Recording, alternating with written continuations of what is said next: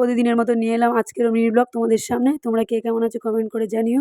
আমি মেয়ের স্নানের জলটা রেডি করে রেখে দিলাম, দিয়ে এবারে আমি যাব ঠাকুর ঘরে। এই সোনামা উঠে একটু ভিডিও করছিল বা একটু ফটো তুলছিল, তারপরে এই ঠাকুর ঘরে চলে এলাম স্নান টান সেরে।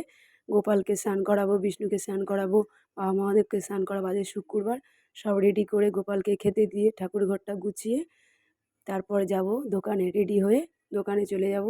দোকান থেকে আসার পরে আবার আজকের একাদশী, প্রচুর কাজ।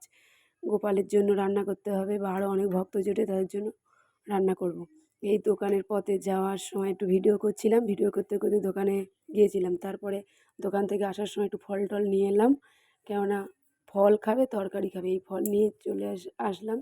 এসেই বাদাম ভাজছি, বাদাম ভাজা হবে আর তরকারি, সব রকম সবজি দিয়ে তরকারি হবে। পেঁপে, কুমড়ো, থোড়, আলু এগুলো দিয়ে সিদ্ধ তরকারি হয় বাদাম দিয়ে। আর অনেক ভক্ত হয় তো, তাই একটু তরকারি বেশি করে করতে হয়। কে কখন আসে খায় আমাদের ঘরে।